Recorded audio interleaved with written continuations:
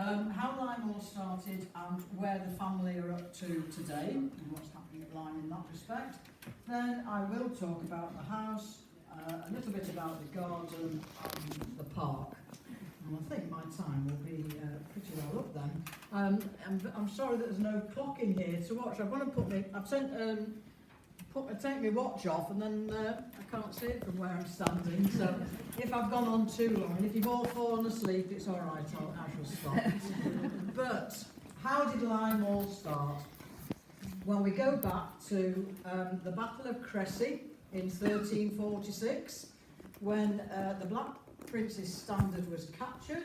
Some men tried to retrieve it unsuccessfully, but a very gallant gentleman called Sir Thomas Daniers came along and he chopped the arm off at the shoulder of the man who had captured the Black Prince's standard. Now, don't go home and try this out for yourselves, but I have had it on good medical authority that if you do chop an arm off at the shoulder, the hand will freeze round anything it might be holding. So he chopped the right arm off and the hand had got the Black Prince's standard in, and it was retrieved. Sir Thomas Daniers was regarded as a hero.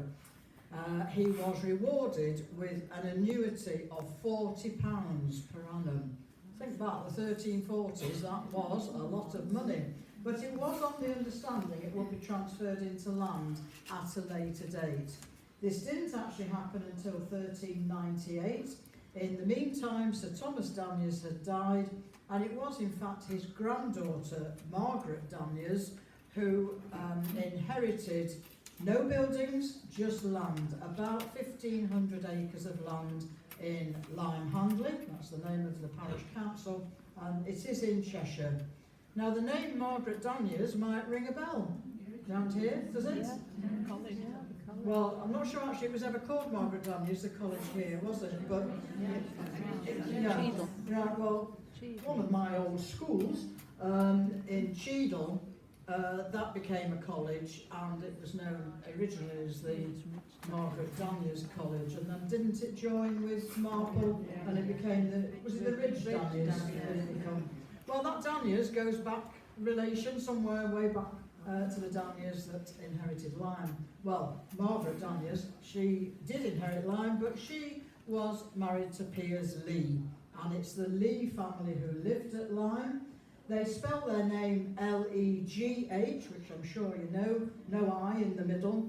After I'd been, I'm a volunteer in the house, perhaps I should have said that first, but I am a volunteer in the house, and I've been there probably 3 or 4 months, and the visitor came up to me and she said, "Can you tell me something about the Leg family?" And I thought, the Leg family? I don't know the Leg family. Anyway, I was much younger in those days, and the penny dropped, and even sometimes today, I think visitors more ask, how do you pronounce the family name these days? But anyway, I was able to tell her about the Lee family. So, 1398, Margaret Daniers and Piers Lee got this land. Can you believe at that time they already had a property in a place called Bradley in Cheshire, and they also had a property in a place called Bradley in Lancashire. So they didn't really quite need another house just at that time, but it was only a couple of years before they did have a small hunting lodge built at Lyme. And if you go round the grass circle, under the archway, and the 2 rooms either side there are the original hunting lodge. Lots of hunting went on there over the years. The Lee family, as I've indicated, has got 1 or 2 other properties, and it wasn't until the mid-1500s that the family decided to make Lyme the main Lee family home. They moved into the small hunting lodge, a few rooms added on, a little bit piecemeal, and that lasted until the 1700s, when a lot of money was spent at Lyme by employing an Italian architect to come and do, can you imagine, 10 years work, ladies? Can you imagine builders in for 10 years? 10 days, actually 10 hours is enough for me. No, fancy it, they commissioned this Italian architect to come and do 10 years work. And as you can imagine, over that period of time, stamped the Italian feel onto the property. One main Italian feature is the colonnade that runs round the three sides of the courtyard. And there are other things around inside the house that Leone, that was his name, put in. So really, after 10 years' work, Lyme was very much almost an Italian palace. And about 100 years later, Lewis Wyatt came along. He was busy doing work at Tatton Park, perhaps some of you know Tatton quite well, and he was doing work there, and he was drafted across to Lyme to only do about 4 or 5 years' work, half the time that Leone had spent. And he did some work in the house. He also did something in the garden, which I hope I will remember to tell you about when we just have a little chat about the garden in a few minutes. And so really in 4 or 5 years he did quite a lot of different things at Lyme. And actually structurally not a lot, if anything, has altered in roughly 200 years since Lewis Wyatt did his work. Now, whilst I've been saying all that, you might have been thinking, well, where on earth did they get the money from, the Lee family? Well, the coalfields. Coalfields in Lancashire mainly, based around where we know as Newton-le-Willows today, but it was known as Newton-in-Makerfield in those days. And that was where the main part came from, but some coal mines in Cheshire as well. Just before the Second World War, the coalfields were going to be nationalised, the government stopped the income from the coalfields, and really before the end of the Second World War, the Lee family realised that they couldn't keep Lyme going. So in 1946 they had an auction at Lyme, quite a few things disappeared overseas as well as around the country, and then they gave the house, the gardens and the park to the National Trust. Now, a lease was taken out with Stockport Council by the Trust, some of you might well know this, and Stockport Council ran the property for quite a number of years. They were finding it financially difficult by about the early 1990s to actually keep Lyme going. And so in 1994, the whole of the management of Lyme, house, gardens and park, came back to the National Trust. The lease is still carrying on with Stockport Council, so each year the Trust receives money from the council, but they now don't have any say in what goes on at Lyme. If any of you went round Lyme in the council's day, there were all sorts of things. They had a lovely train that went up and down the driveway to the entrance gates and up the hill and climbed back up again. They had concerts there inside the house, in the hall. I've spoken to 1 or 2 people who've been to concerts there, dances there, New Year's Eve. The local flower arranging group, they often did things, and all that stopped once the council didn't have any say in what went on. And the Trust actually don't really have anything like that at all. Don't have anything in the house, unfortunately, that the public can come to, which I do feel is a little bit of a shame. But they have had some open-air theatre, concerts and plays, but the weather can't be depended upon at Lyme. I know we had Marple Brass Band one year to do an open-air concert, so give us an open-air concert.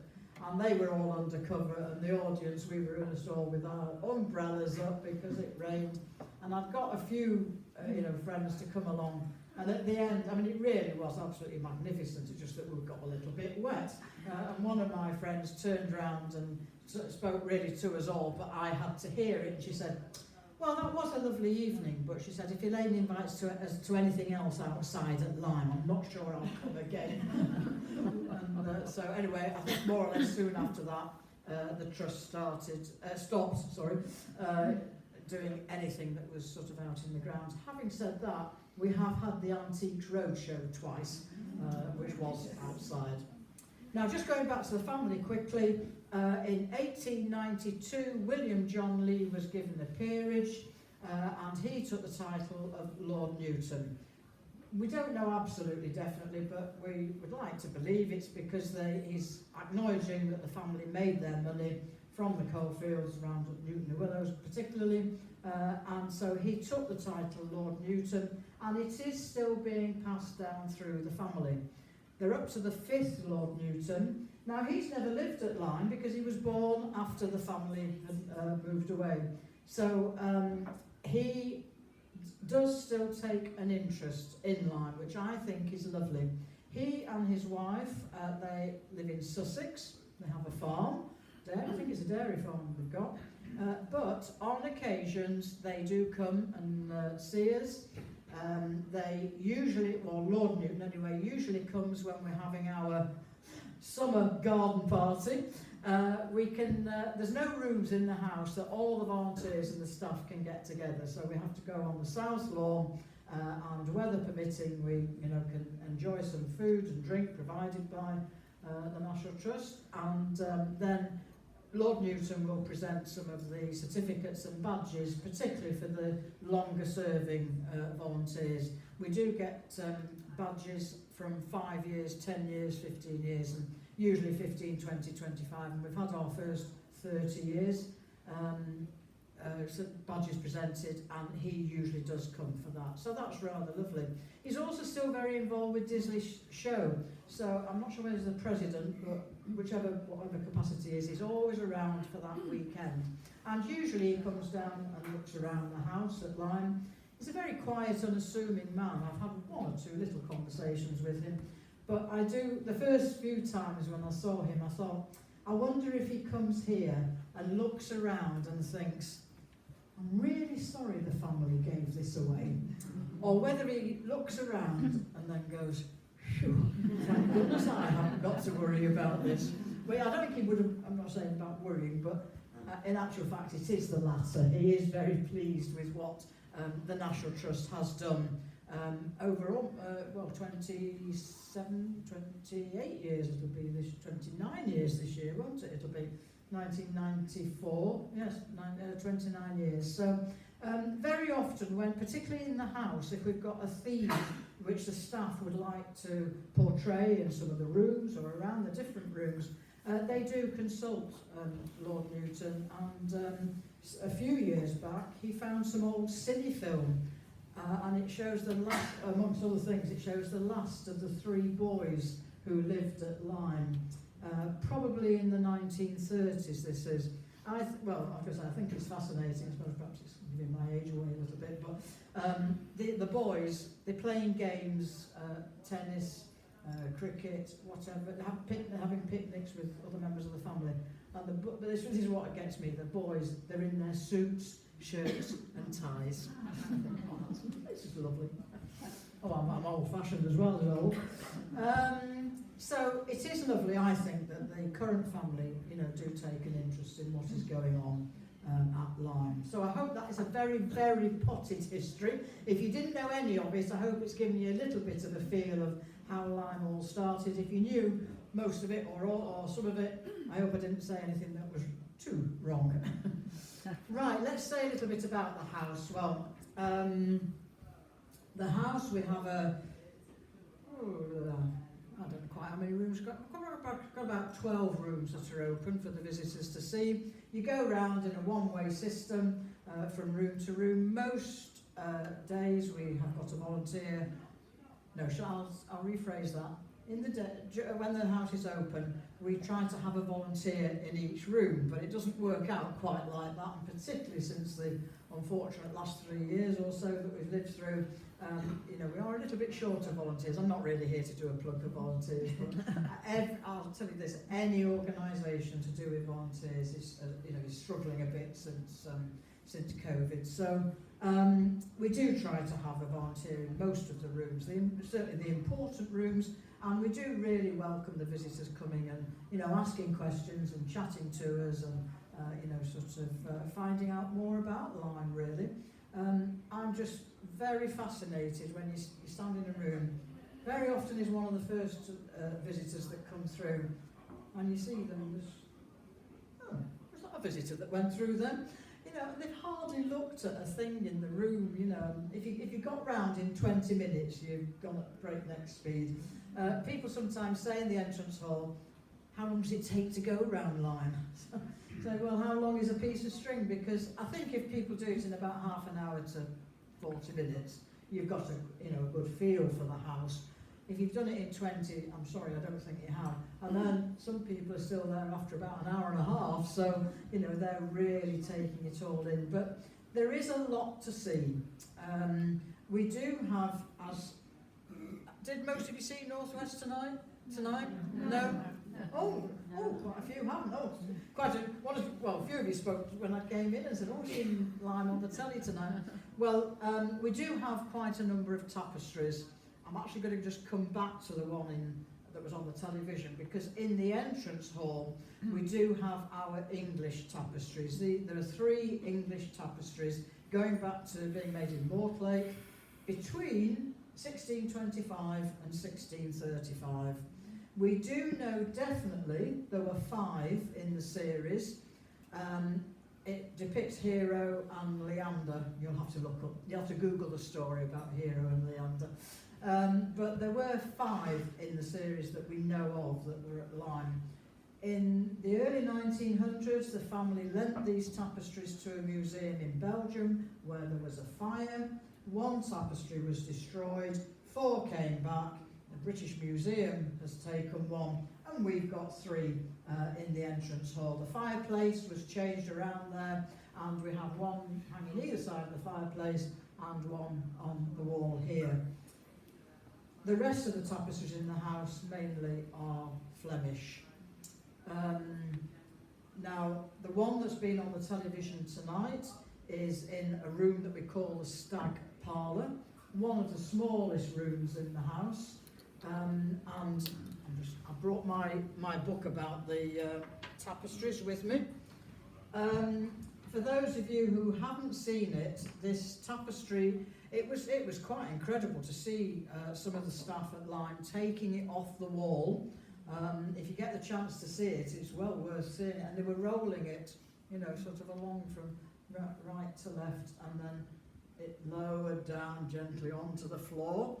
It's gone into the dining room, because the Stag Parlour's next to the dining room, and it's going to be re-rolled, and it's going to be behind the dining room table for a week, and then it's going to disappear next Wednesday, all being well. They're already a month behind with this, by the way.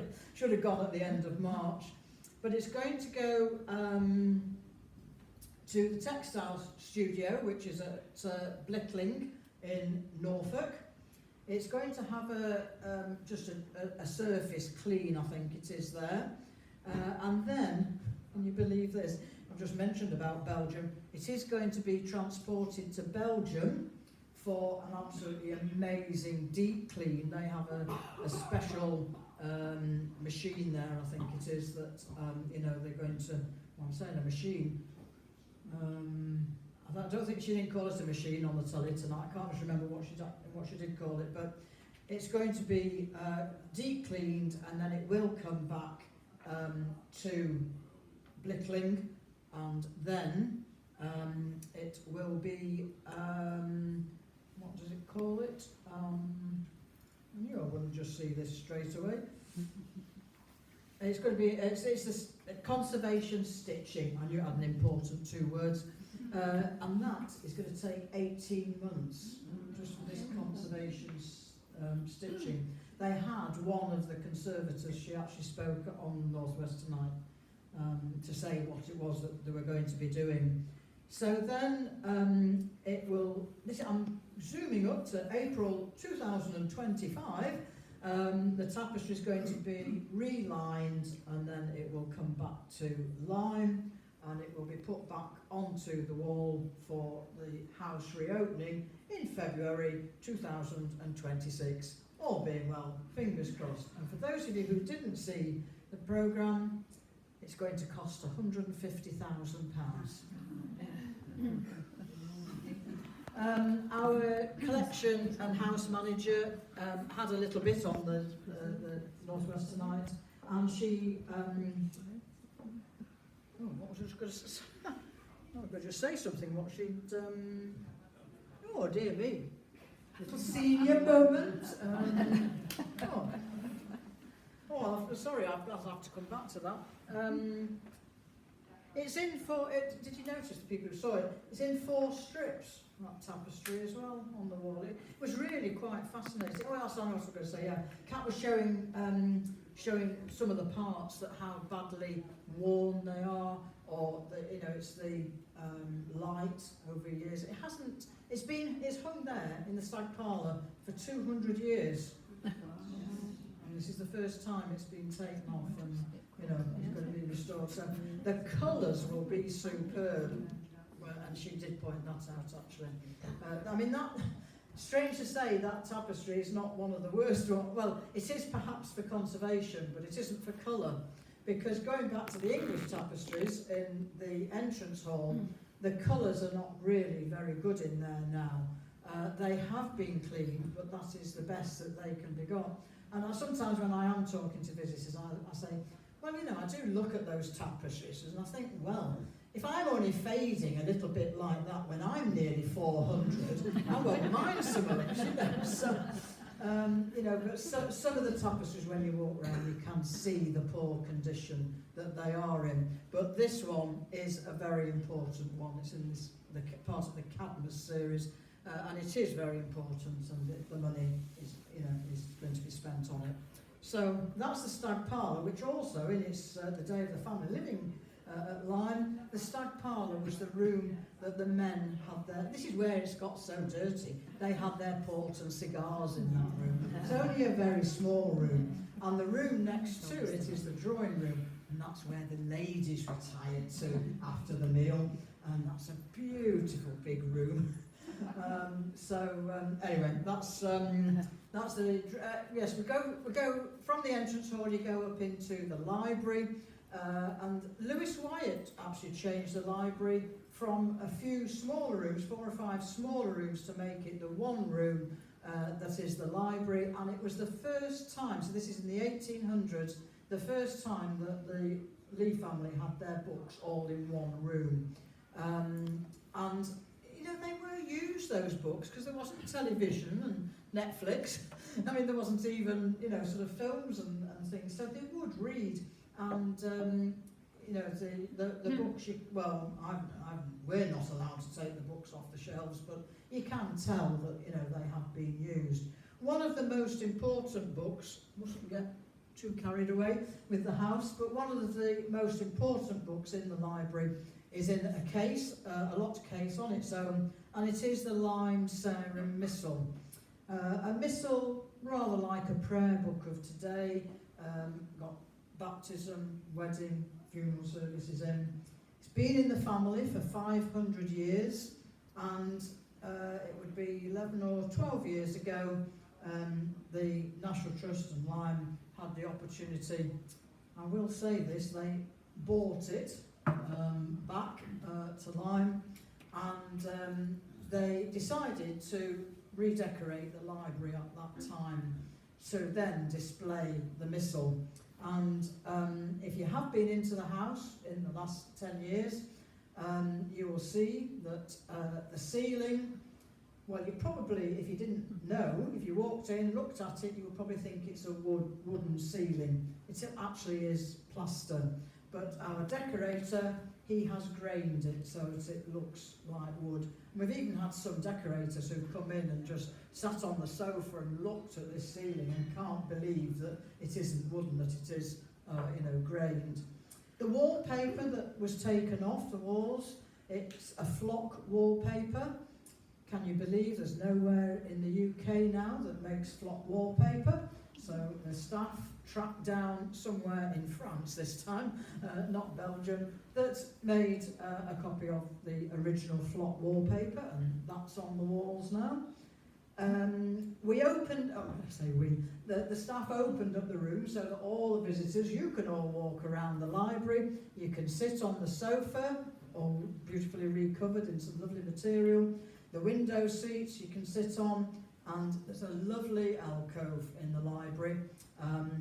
You have to go up a couple of steps, The seat is so comfortable there. In fact, I saw somebody have 40 winks there. Well, she went in the first room and she was worn out, you know. But, no, she did have 40 winks and then she carried on.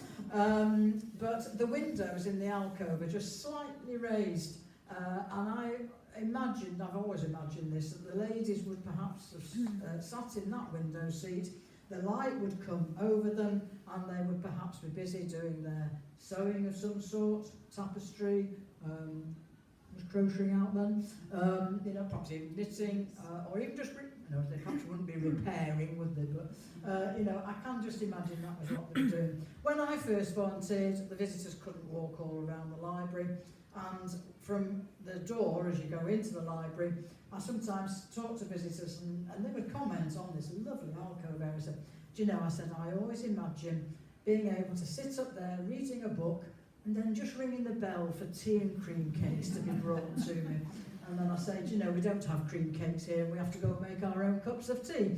But, you know, it is just a fantastic area, and it's just so lovely that it has been opened up like this. The other thing that was done at the time of the redecoration was a new carpet was put down. It had been made by 8 ladies in Bulgaria, and it had taken them 6 months. That's right. It's fantastic. It's been down on the floor for getting on 11, 12 years now. It's still lovely to walk on. It's fantastic. So, so that room has, you know, sort of changed considerably. Well, I say it's 10, 12 years ago. How time flies. From the library, you go through the anteroom and into the dining room. Beautifully laid table for dinner. When I see some of the visitors taking a photograph of the table, I think, or they're just taking a picture to just remind how they put their places, seatings out, you know, at night. And, you know, we do have a little bit of fun about that, but it's a beautiful setting in the dining room. And from the dining room, you see the formal gardens, and they usually look pretty good at whichever time of year you come. I'm going to mention a bit more about the gardens in a minute. And then from the library, go into the stag parlour. We are going to have all this work that's being done on the Cadmus tapestry is going to be filmed. And when there's something to see, they're going to be putting it into the state bedroom so the visitors can see it as well as us. So that will be interesting. But we've put a bit of a loom up in there, and some wool, and people can have a little, you know, play around with it if they want to as they're going round. From there we go into the drawing room, which I mentioned a little bit. That when I was first a volunteer was just, you came in one door, walked round and went out another door. That's all opened up so everybody can have a lovely look around the whole of the room. And then we get to a state bedroom suite. A state bedroom suite, the first one you come to, it's got a room that we call the morning room, but it's a bit like a sitting room, then the bedroom, then the dressing room, and unfortunately it's locked, but there's a door where the bathroom and the toilet are. On the bed in that room there is an absolutely amazing bedspread that was embroidered by a lady called Anne Breton, who lived from 1725 to 1750. She was making this bedspread for her wedding dowry, but if you've done your maths quickly there, she died at the age of 25, having not married, and the family put this bedspread away, packed it up, put it away, being passed down through different generations until a few years ago it was offered to the staff at Lyme. And they opened up this package and this beautiful bedspread came out. The colours as vibrant as the day that Anne Breton had embroidered it. Absolutely amazing. What is very sad, apart from the fact she only lived to 25, is that we don't know anything about her. She's not actually related to any of the Lee family. So we're not absolutely certain how, you know, this lady decided that, you know, she was going to offer it to Lyme. But it is just lovely having it out on the bed. But we have to have the blinds down in that room. So you still can see it, but, you know, it is being monitored very closely for light. And then you go from there, around the Bright Gallery, through to another state bedroom suite. Hasn't got a sitting room, this one, but you do see the bathroom and toilet. The bath is white, cast iron, on legs, height of fashion, well, it was a few years ago, put in 1908. What goes around comes around, and what comes around right the first time, what goes around comes around. So, you know, don't throw anything away, that's what you're not got to do, don't throw anything away. And then from there you go into our state bedroom, where we've got a collection of clocks by one of the family members, Sir Francis Lee. He loved clocks, and when he died, he left, or he said in his will that he would like them to be put out at Lyme. I left them to the National Trust to be put out at Lyme, and they have been, so it's absolutely lovely. We get some really, really fascinating horologists. Don't pretend to be a clock expert by any means, but if you get talking to one of these horologists, oh boy, you know. But you know, I do know, I can understand the craftsmanship that has gone into those clocks, some of which are 300 years old. Just incredible. When you think that, you know, hadn't got electricity then, candles and gas lamps probably to work with. No, they're not the tools that we have today, you know. It's absolutely amazing. From there you go round to the saloon, and that's where we have our Brindin Gibbons carvings, and they are amazing, so do have a word with the volunteer in there who can tell you a bit more about them. Through the grand staircase area, and then you can say this to a group of ladies, you can pretend you're the lady of the house, you're in your lovely gown, and you're gliding up the grand stairs. If I was living at Lyme, I wouldn't be allowed up there, because you know, it's only for the family, the riff-raff like me, you know, down below stairs, we won't be allowed to go up the grand stairs, but they are beautiful to walk up. And then you go into there's a nursery bedroom, so if any of you are bringing grandchildren around, they can have a little play in the nursery bedroom. And then there's the long gallery, which is just superb. A long gallery displays the wealth of the family, really. The one at Lyme is about 130 feet in length, so it is a long, long gallery. And it is where ladies would take exercise on bad weather days, because we wore dresses made from vegetable dyes. If we went out in the damp or the rain, dyes would just run. So on inclement days, the ladies went up to the long gallery and promenaded up and down to get their daily exercise. So other things have obviously happened up there, parties, dances. The family enjoyed theatricals, so at Christmas time there was always a stage out, and they performed. There was a Christmas tree in the long gallery, and the children of the estate workers were allowed up to the long gallery to receive a present from Lady Newton off the Christmas tree. So that was rather a nice touch, I feel. And then from there you go through the knight's bedroom, which, if you are inclined to feel a presence in any room, there was a skeleton found under the floorboards many years ago.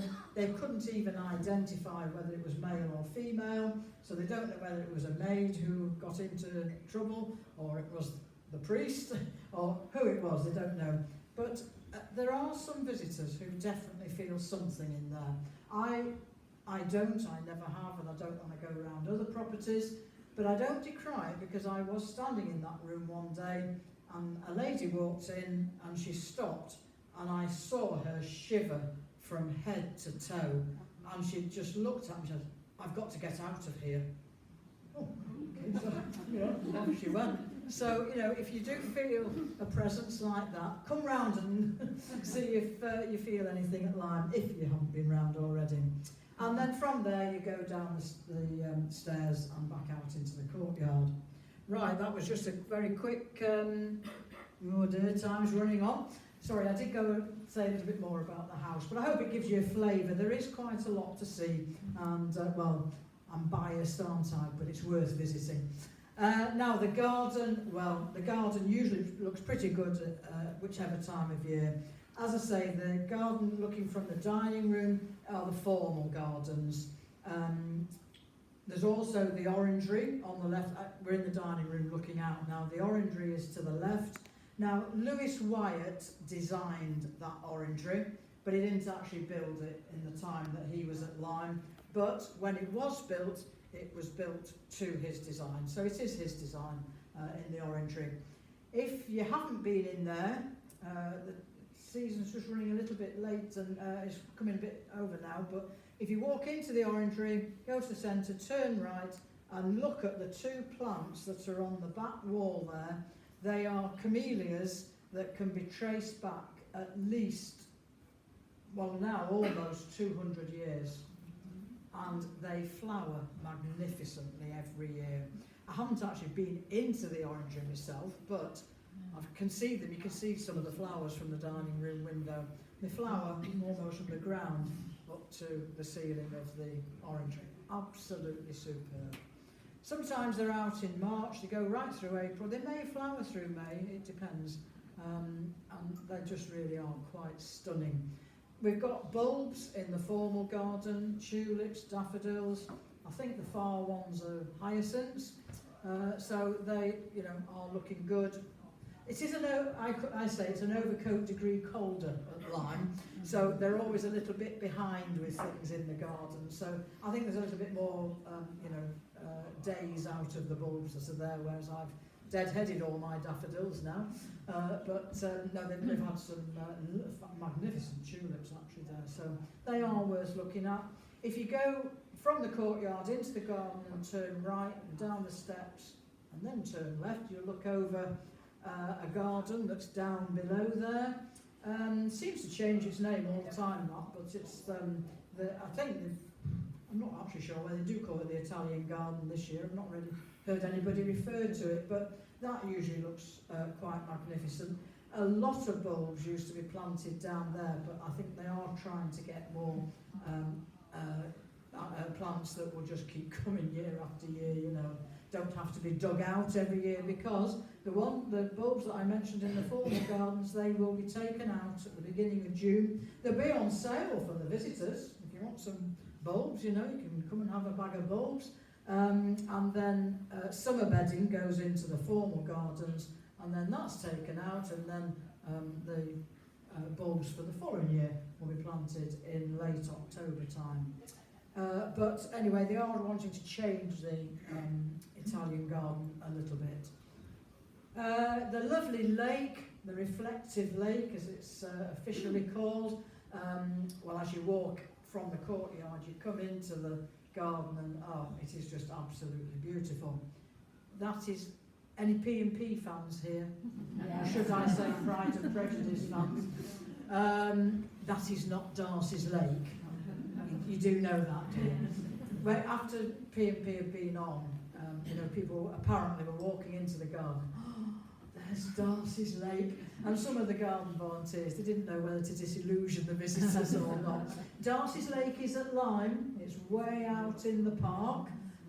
But the reflective lake in the garden is just too shallow.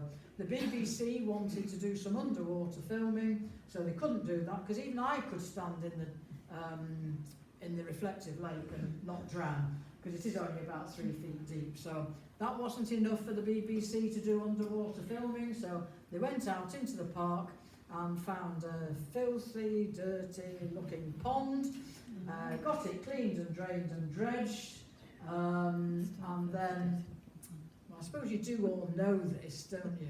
And for those who don't, I'm sorry, I might be disillusioning you, but it wasn't Colin that went into the lake.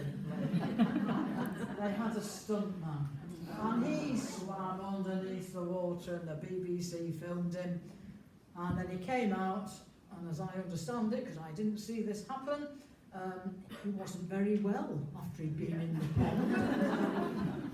So I just thought, oh, thank goodness it wasn't my Colin. I wouldn't have liked him to have been poorly after he'd been in our pond.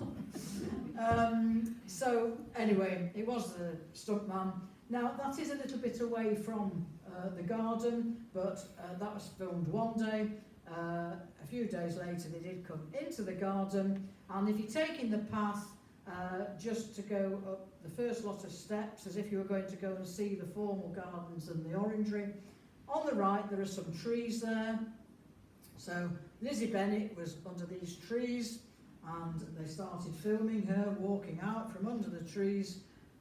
Mr. Darcy was there, a bucket of water was thrown over him, and he appeared with his wet shirt out of the lake, and met Lizzie, and all the rest is history, isn't it? There's lots of other things to see. I do know my time's running out, but there are a lot of other things to see in the garden. We've got a rose garden that they are having a little bit of a rest from some of the roses because they haven't been smelling so strongly as they ought to do, sweetly that is, so it's smelling sweetly, and so they're having a bit of a change, but it will come back to a full rose garden.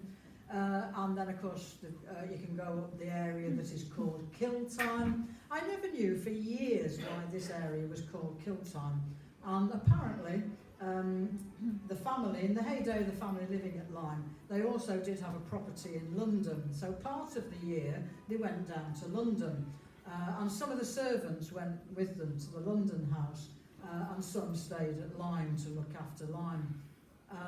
Apparently when it was their time off or a rest day and the weather was lovely, they went down into this part of the garden to kill time. So I usually try to include that. So there's that area, and there's the top lawn, which is just lovely. So that very brief look at the garden, the park very quickly. You've got the cage, the square tower on the left hand side as you're driving up the driveway. That had a number of uses. Poachers were imprisoned in there. A lot of visitors ask us, why is it called the cage? I'm not sure that everybody does, but I say that it's, we wonder, because we don't know definitely, whether it's called the cage because the poachers were caged in there. But I'm not absolutely certain if it's really true, but it sounds all right, doesn't it? Leading right up to the 1930s, some estate workers lived in the cage. If I tell you, no electricity there, no running water, there still isn't. But I imagine, and I think this is just imagination, the boys in the family, I'm sure they were sent down the hill with their buckets to the well to get the water back up to the cage, and I do wonder sometimes how much water actually made it back up to the cage for them. And then I suppose over the years they had again gas lamps and candles to see. The last workers moved out of the cage in the 1930s, and it was more or less left then, got into quite a poor state of repair. In 1999, 5 years after the National Trust took back management, they spent a lot of money repairing the floors, the roof, and the walls, everything really. And we do try to have it open some of the weekends between April and September, October time. Unfortunately, we haven't got that many volunteers who would like to go and stand in the cage. It's a bit cold up there, and so we're not able to open it every weekend, but it is well worth a visit if you haven't been in. Although, if you don't like a spiral staircase, you won't like it in the cage. It's got a spiral staircase, and you can go up to each level. One of the points really nowadays is to look at the wonderful views that you see from the cage. About 5 counties on a real clear day, you can see the Welsh hills. It really can be quite stunning. Unfortunately, you have to make your own way there. We don't lay on transport for the visitors to go to the cage. There's the lantern in the park, which is a folly, a complete folly, but you can see it from the dining room window, and Lord Newton in the early 1900s used it as his weather forecast. And I won't say any more about that story, because when you come round Lyme next, you can ask the volunteer that's standing in the dining room to tell you the story. But it is only a folly. It's never been lived in. You can walk to it if you can walk up and through Lantern Wood. You will come to the lantern. There is a doorway, no door. There are openings for windows, no glass. but you can step over the threshold, and if you look up, it's all bricked in. So not being used at all. Very quickly, we've got the red deer at Lyme, which a lot of visitors come and go home very disappointed because they've hidden themselves, and their deer sanctuary is over Cage Hill. But I think they're getting tamer. I think it might be something to do with COVID actually, because the park was shut. They got used to not having any cars and visitors walking around. But I'm not saying they're there in the daytime, but I think they're coming over the hill earlier. And when we're going home, there are sometimes groups of red deer on the grass here, quite below, Lyme Cage. So visitors stop on the drive and get the phones out and take pictures of the red deer, but they are absolutely stunning. And then there are some Highland cattle that we have in the park, and the rangers at the park, they used to, I'm going to say they borrowed, I think they had to pay, to have some Highland cattle that came down, for a few months and chewed this and that and the other. That was great, and then they went back. Well, 3, 4, 5 years ago, they decided that they would buy some Highland cattle. And I want to say thank you very much for the donation that you've given me, which was given to me before you'd heard me speak, which I think is very brave. But it was lovely to see that the donation that you have given me, because in February 2020, any money that I received from the talks that I've given, which I've done for a few years now, I asked Lyme if I could choose which project the money went to. And in February 2020, I decided that I would buy a Highland cow. Little knowing that all my talks would then be cancelled for 2020. I'm not sure I did any in 2021. And so in 2022, I did just a few. And so the money at the moment is just, I'm just paying back, because what I'd got already, I gave to them at Lyme, but I did, my own, thinking I was going to get some of it back again. So I think actually with your donation and the next talk I'm going to give, I think that probably would have cleared my debt for the Highland cow. So if you see a black Highland cow, and there is more than one, called Annie, she's mine. Right, well I think I've overrun somewhat, so I think I better close. Thank you ever so much for being such a lovely